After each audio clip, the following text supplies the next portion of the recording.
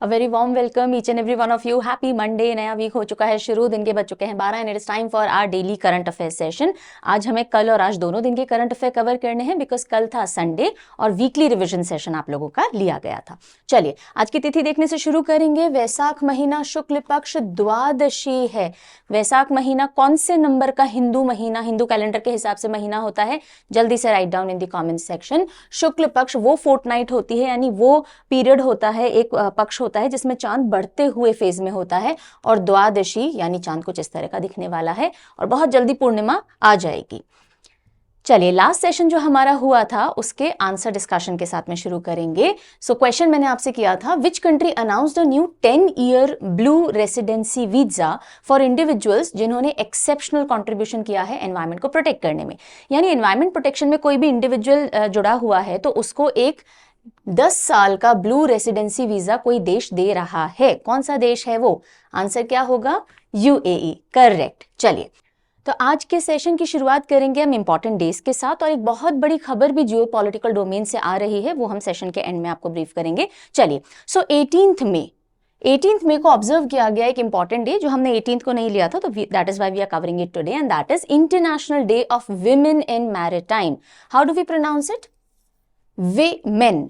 जो सिंगुलर होता है उसको हम वू-मेन बोलते हैं। Woman, this is women. So international day of women in maritime, जो भी सी फेयरर्स होते हैं, मर्चेंट नेवी वाला जो एंगल होता है, उनमें फीमेल का जो कंट्रीब्यूशन है उसको सेलिब्रेट करने के लिए ministry of port shipping and waterways, जो सर्बानंद सोनोवाल जी के अंडर में आती है, उन्होंने सेलिब्रेट किया international women in maritime day. ठीक है, तारीख ध्यान रखेंगे, 18 मई को आता है। राइट जब मैं 18 ईयर्स की हुई थी तो मैं मॉन्यूमेंट्स देखने, संग्रहालय, नॉट मॉन्यूमेंट सॉरी, म्यूजियम्स देखना शुरू करी थी। तो वर्ल्ड म्यूजियम डे हमने पढ़ा था 18 मई को, याद है कुछ? हम याद कैसे करते हैं? मई के लिए मैं 18 तो हमने बोला था, मैं जब 18 ईयर्स की हुई थी मैं म्यूजियम देखना शुरू कर रही थी, तो world museum day, international day of museums हमने पढ़ा था 18 मई को। और जब मैं 18 ईयर्स की हुई मैं मैरीटाइम सर्विसेज में चली गई, तो ऐसे भी आप याद कर सकते हो। थीम क्या है इस बार की? Safe horizon, women in shaping the future of maritime safety. Okay, चलिए अगला जो इंपॉर्टेंट डे है उसको हम इंपॉर्टेंट डे नहीं बोलेंगे, लेकिन एक पर्टिकुलर तारीख पे किसी इंसान की बर्थ एनिवर्सरी आती है और अगर प्रेसिडेंट ऑफ इंडिया ने उनको अपनी बेस्ट विशेस दी हैं तो हम पढ़ लेंगे, बिकॉज इनकी biography examination point of view से इंपॉर्टेंट है। ठीक है, तो 19 मई को, कौन सी तारीख? 19 मई को किसका बर्थ डे ऑब्जर्व किया जाता है, बर्थ एनिवर्सरी ऑब्जर्व की जाती है? नीलम संजीवा रेड्डी जी की। कौन थे नीलम संजीवा रेड्डी? हमारे देश के पूर्व प्रेसिडेंट रह चुके हैं, और यहीं पे आपका पहला क्वेश्चन आता है, कौन से नंबर के प्रेसिडेंट ये रह चुके हैं? What was the number of him being the president of India? ठीक है, लिखिएगा। सो नीलम संजीवा रेड्डी जी की बर्थ एनिवर्सरी 19 मई को आई और उसमें द्रौपदी मुर्मू जी ने अपनी ट्रिब्यूट्स पेश किए। तो चलिए let us understand something about him. इनका जो प्रेसिडेंसी टेन्योर था वो 25 जुलाई 1977 से लेके 1982 तक वाला रहा। एंड देन कहाँ से बहुत ज्यादा पॉलिटिकली ये एक्टिव रहे हैं? आंध्र प्रदेश से रहे हैं। ओके, एंड मद्रास प्रेसिडेंसी से जब आंध्रा अलग हुआ और फिर आंध्रा को जब नया स्टेट बनाया गया, ठीक है, आंध्र प्रदेश को जब नए स्टेट का दर्जा मिला, तो नीलम संजीवा रेड्डी जी उसके पहले चीफ मिनिस्टर बने थे। बाद में भी इन्होंने सर्व किया है। ये लोकसभा स्पीकर भी रह चुके हैं, और यहाँ पे अच्छे से ध्यान दीजिएगा, एक इंपॉर्टेंट बुक है जो इन्होंने ऑथर की है, लिखी है। बुक का क्या नाम है? Without fear of favour, reminiscences and reflections of a president. Without fear of favour, यहां मैंने ना बुक का कवर पेज नहीं डाला, माय बैड, मुझे डालना चाहिए था। विदाउट फियर और फेवर, रेमिनिसेंस यानी कि जो यादें हैं, जो मेमोरीज हैं, रिफ्लेक्शंस हैं ऑफ अ प्रेसिडेंट। ये किताब किसने लिखी? नीलम संजीवा रेड्डी जी ने लिखी है। इंपॉर्टेंट बुक, ध्यान रखेंगे। ठीक है, कौन से नंबर के प्रेसिडेंट रहे आप मुझे बताएंगे? आंध्र प्रदेश के पहले सीएम रहे। देन आते हैं हम 20 मई पे, 3 इंपॉर्टेंट डे आते हैं, तीनों को अच्छे से पकड़ करना है। पहला आता है वर्ल्ड बी डे। बीज बोलते हैं, और 20 देखो 20 को ही आ रहा है, तो मैं बीज को बड़ा ऑब्जर्व करती हूँ, है ना। जब वो फूलों पे आती हैं, रस लेके जाती हैं, तो कैसे उनके पोलन्स चिपकते हैं, है ना, ये सब। तो मैं से में हो जाएगा, या मैं बीज से बहुत डरती हूँ, ये भी कर सकते हैं। बीज मुझे काट जाती हैं, बहुत परेशानी होती है। सो 20 और बीज सेम ही साउंड है, याद रखना, बहुत सिंपल हो गया। सो May 20th को आता है वर्ल्ड बीज day, and bees are very important because वो पॉलिनेशन करती हैं, जिसकी वजह से फ्लावरिंग होती है, फ्रूटिंग होती है, फूल और फल होते हैं। सो लाइफ को पॉसिबल रखने में बहुत इंपॉर्टेंट रोल मधुमक्खियां प्ले करती हैं। थीम क्या है? Be engaged with youth. So be engaged with youth, हाँ बस यूथ को एसोसिएट कर लीजिए मधुमक्खियों के साथ, तो इस तरह से आप याद कर सकते हो। नेक्स्ट इंपॉर्टेंट डे जो 20th मई को आता है, and that is world metrology day. This is not meteorology, ध्यान रखिएगा, एक होता है मीटीरियोलॉजी, राइट, ये मौसम से रिलेटेड होता है, एक होता है metrology.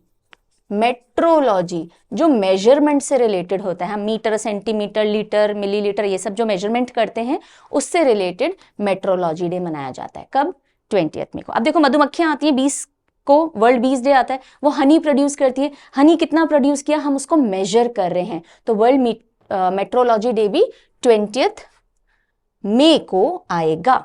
This much is clear, याद हो गया हाथों हाथ? चलिए now, international systems of units जो होते हैं, जो अंतरराष्ट्रीय लेवल पे माने जाते हैं, जब आप ट्रेड करते हो, इंपोर्ट एक्सपोर्ट करते हो, तो आपके पास एक स्टैंडर्ड यूनिट ऑफ मेजरमेंट होना चाहिए, वरना आप कैसे पता लगाओगे सही सामान इतनी ही क्वांटिटी में आया या नहीं आया। तो international systems of unit establish किए गए थे और उसी को सेलिब्रेट करने के लिए दिन ऑब्जर्व किया जाता है। इसी दिन मेटर कन्वेंशन 1875 में हुआ था, उसको भी कॉमेमोरेट करता हुआ ये दिन है। तो मेट्रोलॉजी क्या होती है? Metrology is the study of measurement. Theme क्या है इस बार की जी? इस बार की थीम है सस्टेनेबिलिटी। मैंने आपको कहा था इस बार की अधिकतर थीम कैसी आ रही है, तो क्लाइमेट रिलेटेड आ रही है या सस्टेनेबिलिटी रिलेटेड आ रही है, मेजरली सस्टेनेबिलिटी देख रहे हो आप उसमें। सो सस्टेनेबिलिटी थीम है। नाउ एक इंपॉर्टेंट पॉइंट इस साल है 2024 का जो वर्ल्ड मेट्रोलॉजी डे ऑब्जर्व किया जा रहा है ना, तो यूनेस्को पहली बार इसको एक इंटरनेशनल, यूनेस्को के अंतर्गत एक इंटरनेशनल डे का दर्जा दे रहा है, यानी कि अब ये यूनेस्को रिकॉग्नाइज्ड इंटरनेशनल डे होगा। अभी तक इसको वर्ल्ड मेट्रोलॉजी डे बोलते थे और इन्हीं से रिलेटेड ऑर्गेनाइजेशन इनको ऑब्जर्व करती थी, अब इसको यूनेस्को ने भी रिकॉग्नाइज कर दिया है। बात समझ में आ गई? So this year marks the official recognition of this day by UNESCO और इसीलिए इस साल यूनेस्को ने एक स्पेशल इवेंट भी किया था, उसकी थीम थी we measure today for a sustainable tomorrow. Confuse मत कीजिएगा, ये मेन थीम नहीं है इस डे की, ये यूनेस्को वाले इवेंट की थीम है, ये रटने की आपको मेरे ओपिनियन में जरूरत नहीं है, आप सस्टेनेबिलिटी थीम याद रख सकते हो। ठीक है जी। फिर एक और इंपॉर्टेंट डे आता है 20th मई को, and that is world auto immune arthritis day. गठिया रोग जो होता है, जिसमें आपके जॉइंट्स वगैरह में बहुत सूजन, इन्फ्लेमेशन, पेन हो जाता है, आप ढंग से चल नहीं पाते हो, बहुत से फीवर बहुत रहता है, थकान बहुत रहती है, बॉडी पेन करती है, हाथ सीधे नहीं कर पाते, जिस भी बॉडी पार्ट में गठिया या आर्थराइटिस हिट करेगा वहां पे आपको प्रॉब्लम होती है। सो ये भी कब ऑब्जर्व किया जाता है? 20th में। कैसे एसोसिएट करें तीनों दिन को? वर्ल्ड बी डे हमने याद किया, उसके बाद बीज का हनी हम मेजर कर रहे थे तो मेट्रोलॉजी डे हमने याद किया, राइट। और अब ये हनी आप किसको खिला रहे हो? आर्थराइटिस वाले पेशेंट को, कि ये खाइए आराम पड़ेगा आपकी बॉडी के अंदर, ठीक है। So arthritis, autoimmune arthritis patient को हम उसी वही हनी खिला रहे हैं, तो 20-20-20 तीनों चीजें आपस में एसोसिएट हो जाएंगी। So world auto immune arthritis day 20th मई को आता है, और देखो ये एक ऑटो इम्यून डिजीज है, यानी आपका शरीर आप ही के बॉडी पार्ट को फॉरेन पार्ट मान के और उस पर अटैक करना शुरू कर देता है। जैसे कि बीमारियों में क्या होता है, आपको कोई भी बीमारी होती है तो आपका बॉडी का ऑटो इम्यून, जो आपका खुद की सुरक्षा करने वाला जो सिस्टम है, वो डिजीज पे अटैक करता है, राइट। तो इस ऑटो इम्यून डिजीज में, जिसमें आप ही की प्रतिरोधक क्षमता यानी आप ही के ऑटो इम्यून सिस्टम आप ही के बॉडी पार्ट के ऊपर अटैक करने लग जाता है, और उसकी वजह से इन्फ्लेमेशन होता है, पेन होता है, और ये गलती से होता है भाई, बाय मिस्टेक। तो auto immune system can say I am so sorry भाई, मुझे समझ नहीं आया कि आपकी बॉडी है या बाहर की है, राइट। चलिए, सो यहाँ तक सारे इंपॉर्टेंट डेज हमने क्लियर कर लिए हैं। आई रियली होप समझ में आ गए होंगे, निमोनिक से थोड़ा दिमाग में सेट हो गए होंगे। अब नए बच्चे, welcome to the platform. I really hope you have a good learning time here. So जो भी कुछ आप डेली सीए में पढ़ते हो वो आपको फ्री ऑफ कॉस्ट पीडीएफ में अवेलेबल करवाया जाता है, परचम टेलीग्राम पे भी और परचम ऐप के फ्री मटेरियल सेक्शन में भी, वहां से जाके आप हिंदी और इंग्लिश में ले सकते हो। बाकी अगर कोई भी पीडीएफ चाहिए, एनी पीडीएफ, तो आपको कहाँ जाना होगा? parchamclasses.in पे। जो भी कुछ यूट्यूब पे पढ़ाया जाता है उनकी पीडीएफ यहाँ मिलेंगी एज इट इज, राइट। जैसे मंथली मैगजीन चाहिए, सवाल, एमसीक्यू, ई बुक वगैरह चाहिए, आप यहाँ जाइए। अगर आपको सब्सक्रिप्शन चाहिए, फॉर एग्जाम्पल करंट अफेयर का सब्सक्रिप्शन चाहिए, या फिर आपको पूरा पीडीएफ बैंक का सब्सक्रिप्शन चाहिए, या कोर्सेज चाहिए, तो आप परचम ऐप पे जाके चेकआउट कर सकते हो, ओके। और ज़्यादा जानकारी के लिए आपको हेल्पलाइन नंबर दिए हुए हैं। कुछ बाय करते हो, समझ नहीं आ रहा, एक्सेस नहीं कर पा रहे हो, parchamclasses06@gmail.com पे मेल किया करो। संडे दे दो टीम को स्पेयर, संडे को टीम नहीं रिस्पॉन्ड कर सकती, अंडरस्टैंड। आप संडे को पढ़ रहे हो पर टीम बाकी 6 दिन 8 घंटे काम करती है, ऑफिस आती है और भी टाइम उनको लगता है। संडे हम उनको बिल्कुल डिस्टर्ब नहीं करते। मेल का जवाब संडे को नहीं मिलेगा बच्चों, प्लीज अंडरस्टैंड। ये देखो ना, टाइमिंग आपको लिखे हुए हैं, आप टीम को कब कॉन्टैक्ट कर सकते हो। आप कॉन्टैक्ट कर लो, आप मेल लिख दो, वो मंडे आपको रिस्पॉन्ड कर देंगे, ठीक है। Be this much cooperative. Work life balance बहुत जरूरी है। आप जब काम करना शुरू करोगे ना, तब आप अहमियत समझोगे छुट्टी की, जरूरी होता है ना, बॉडी को भी रिवायर करने के लिए। ओके चलिए, अच्छा ये जो वीडियो है इसके टाइटल पे आप क्लिक करोगे तो मोर का ऑप्शन आएगा, उस पर क्लिक करोगे तो सारे इंपॉर्टेंट लिंक दिए हुए हैं। ऐप कैसे एक्सेस करो, वेबसाइट कैसे एक्सेस करो, iOS पे आप कैसे ऐप एक्सेस कर सकते हो, वेब पे कैसे एक्सेस कर सकते हो, important playlist, everything is given. कुछ पूछने की जरूरत नहीं है, वहां डिस्क्रिप्शन से आप लिंक्स ले सकते हो, ठीक है। चलो अब हम अगली न्यूज की तरफ रुख करेंगे and it is coming from ICMR। What is ICMR? Indian council of medical research. Indian council of medical research ने एक चेतावनी जारी की है क्या कि जो नॉनस्टिक कुकवेयर, ये तो नॉनस्टिक नहीं है, ये तो ग्रेनाइट वाला है पिक्चर में। नॉनस्टिक कुकवेयर मेजॉरिटी सब घरों में मिल जाएंगे, गांव में इसका चलन कम है। शहरों में मेजॉरिटी जगहों पे आपको नॉनस्टिक कुकवेयर मिल जाएंगे जिन पे डोसा और हम उत्तपम वगैरह बनाते हैं, वो चिपकते नहीं हैं, है ना, चीले बनाते हैं एक्सेट्रा। सो ICMR ने वार्निंग दी है कि भाई अगर आप नॉनस्टिक टेफ्लॉन कुकवेयर को ढंग से यूज नहीं करोगे, it can be very very dangerous for your body, can cause lung diseases and even cancer. तो जो भी आप नॉनस्टिक कुकवेयर यूज करते हो, जब तक उसकी ऊपर की जो टेफ्लॉन कोटिंग होती है वो स्क्रैच नहीं हो रखी है, वो एकदम इंटैक्ट है, तब तक तो सेफ है। जरा सा भी अब हम धोते हैं तो हमारी हैबिट क्या होती है, वो स्टील के जो जूने होते हैं, right, we scrub it with that. So अगर जरा से भी स्क्रैच पड़ जाते हैं आपकी टेफ्लॉन कोटिंग पे, तो ऐसे केमिकल्स रिलीज होंगे हाई टेम्परेचर पे, when you are heating the pan so much कि वो आपकी बॉडी में डिजास्टर कॉज कर सकते हैं। Okay, so Indian council of medical research ने बोला है टेफ्लॉन कोटेड नॉनस्टिक पैन्स को बहुत ध्यान से यूज कीजिए एंड कोशिश कीजिए इसको यूज ना करें, because poisonous fumes and dangerous chemicals are released if you heat them above 170 degree Celsius and if they are scratched और टोन, ठीक है, लंग एलिमेंट्स कैंसर तक हो सकते हैं।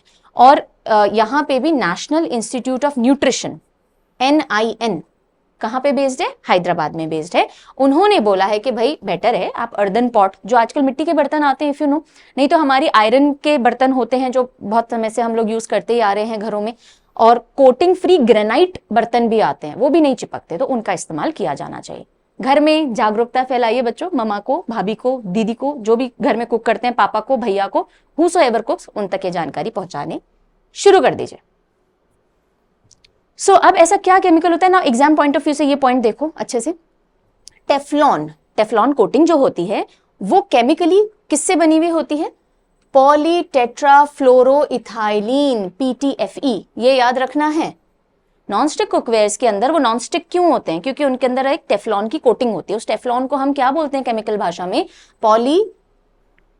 अच्छे से बोलो, पॉलीटेट्राफ्लोरोइथाइलीन, PTFE कहा जाता है। और ये किससे बना हुआ होता है, कार्बन और फ्लोरीन के एटम से मिलकर के बना हुआ होता है। सबसे पहले 1930s में इसकी शुरुआत की गई थी, इसको यूज करना शुरू किया गया था। नॉन रिएक्टिव नॉन स्टिक होता है, इसके लिए घरों में बहुत पसंद किया जाता है, डोसे बड़े अच्छे बनते हैं।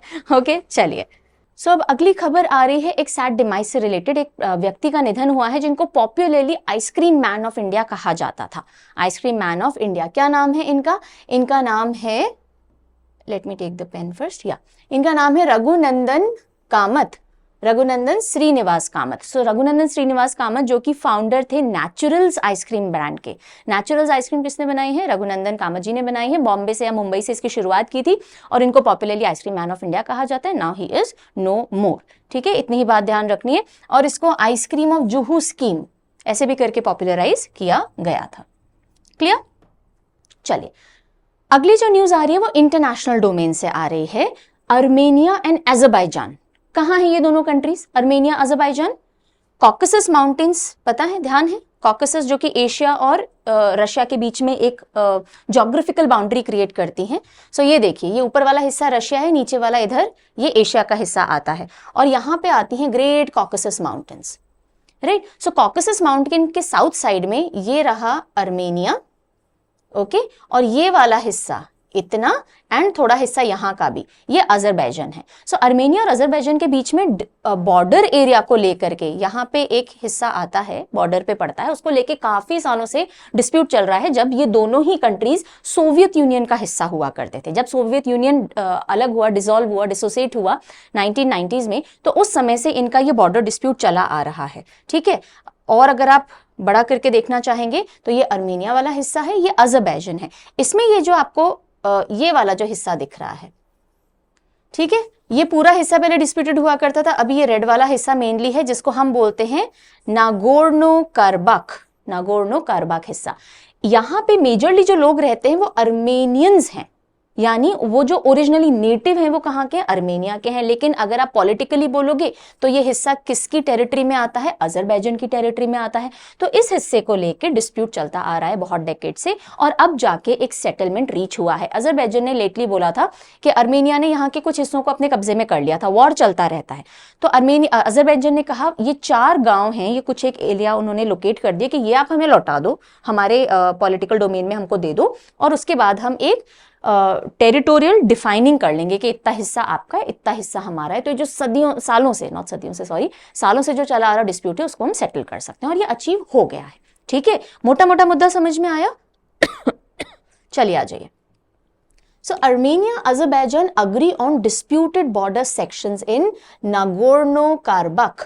नागोर्नो कराबाख के जो डिस्प्यूटेड रीजन्स थे उनके ऊपर एक सेटलमेंट रीच हो गया। और वो कैसे पॉसिबल हुआ? बिकॉज अर्मेनिया ने 4 गांव लौटा दिए हैं अजरबैजान को, और अजरबैजान ने प्रॉमिस किया था अगर आप ऐसा कर दोगे तो हम एक पीसफुल टेरिटरी डिफाइन कर लेंगे। So they have been sharing a border जिसको लेकर डिस्प्यूट था, और अब उन्होंने एक स्टेप लिया है जिससे इन दोनों हिस्टोरिकल राइवल्स के बीच में शांति स्थापित हो सकती है। डील जो है 2 कॉकसस नेशंस की, कॉकसस क्योंकि कॉकसस माउंटेन के आसपास वाला रीजन है इसलिए कॉकसस नेशन बोलते हैं। दोनों पहले सोवियत रिपब्लिक के अंडर में आते थे, और अब कुछ हिस्से अजरबैजान को 4 बॉर्डर गांव लौटा दिए हैं अर्मेनिया ने, जो उन्होंने सीज किए थे, ओके। और अब जाकर के शांति स्थापित होने के चांसेस हैं, ये हमने देख लिया मैप।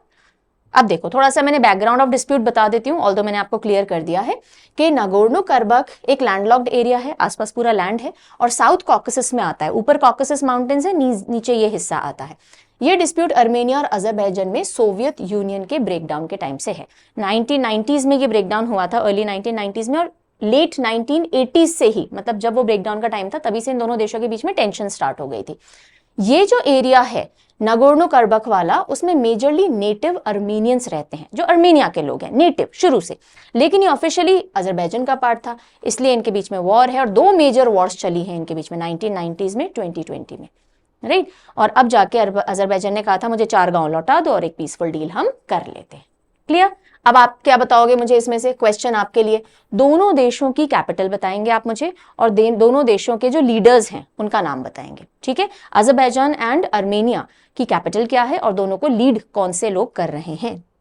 चलो अगली खबर की तरफ आते हैं। एक इंपॉर्टेंट कॉन्फ्रेंस हुई है गुवाहाटी के अंदर, क्रिमिनल लॉज जो हमने नई बनाई हैं उनको लेकर के जागरूकता फैलाने के लिए। तो ये न्यूज है, conference on administration of criminal justice held in Guwahati. Conference किससे related? Administration of criminal justice, यानी अगर क्राइम होता है और क्रिमिनल जस्टिस देना है तो उसको एडमिनिस्टर करने के लिए जो कानून बनाए गए हैं उनके लिए जागरूकता, उनके टुवर्ड्स जागरूकता लाने के लिए कॉन्फ्रेंस हुई है। और इस कॉन्फ्रेंस का टाइटल क्या दिया गया? India's progressive path in the administration of criminal justice system, right? किसने कंडक्ट करवाई? भाई गुवाहाटी है तो असम तो आ ही रहा होगा, गवर्नमेंट ऑफ असम। दूसरी तरफ ministry of law and justice, ministry of law and justice कौन लीड कर रहे हैं, कौन हेड कर रहे हैं? यूनियन मिनिस्टर का नाम बताओ जल्दी से। सो union ministry of law and justice और गवर्नमेंट ऑफ असम ने मिलकर 2 दिन की कॉन्फ्रेंस ऑर्गेनाइज की 18 और 19 मई को गुवाहाटी में, India's progressive path in administration of criminal justice system. क्यों? क्योंकि हमने जो 3 नई क्रिमिनल लॉज अभी इनैक्ट की थी रिसेंटली, उनके लिए अवेयरनेस लाने के लिए। और इससे पहले ऐसा नहीं है पहली कॉन्फ्रेंस है इस थीम के ऊपर, एक कॉन्फ्रेंस नई दिल्ली में अप्रैल के अंदर ऑलरेडी हुई थी। तो ये 3 जो नई लॉज लाई गई थी कौन सी हैं? भारतीय न्याय संहिता 2023 BNS, भारतीय नागरिक सुरक्षा संहिता BNSS 2023 एंड भारतीय साक्ष्य अधिनियम 2023 BSA गॉट इट। और इन तीनों ने किसको रिप्लेस किया था? इन्होंने रिप्लेस किया था इंडियन पीनल कोड 1860 को, कोड ऑफ क्रिमिनल प्रोसीजर 1973 को और इंडियन एविडेंस एक्ट 1872 को। और इनका इनैक्टमेंट, इन तीनों नए लॉज का इनैक्टमेंट कब से होना है? 1 जुलाई 2024 से होना है। क्यों ये सारा चेंज किया गया था? ये हमने बहुत विस्तार में पढ़ा था जब ये चेंज किया गया था, क्योंकि जो ये लॉज बनी हुई हैं, इंडियन पीनल कोड हो या क्रिमिनल प्रोसीजर लॉ हो या फिर एविडेंस एक्ट हो, ये सब ब्रिटिश टाइम की बनी हुई हैं। आज के हिसाब से ये प्रोग्रेसिव नहीं है, तो इसलिए इनमें चेंजेस करके और ये 3 नई लॉ लाई गई थी। क्लियर हो गया मुद्दा? चलिए आगे बढ़ेंगे। नेक्स्ट न्यूज आ रही है आईआईटी दिल्ली और अबू धाबी यूएई के अंदर है। सो आईआईटी दिल्ली का जो अबू धाबी कैंपस है, आईआईटी दिल्ली ने अपने फॉरेन कैंपस खोले हुए हैं, 2 फॉरेन कैंपस है, एक है अबू धाबी यूएई के अंदर, एक है ज़ांज़िबार तंजानिया के अंदर।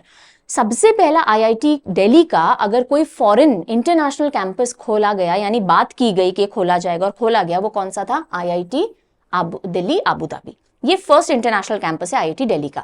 अब जाकर के लेकिन इसके अंदर इसका पहला एकेडमिक प्रोग्राम शुरू किया जा रहा है for the session 24-25, undergraduate program है, ठीक है।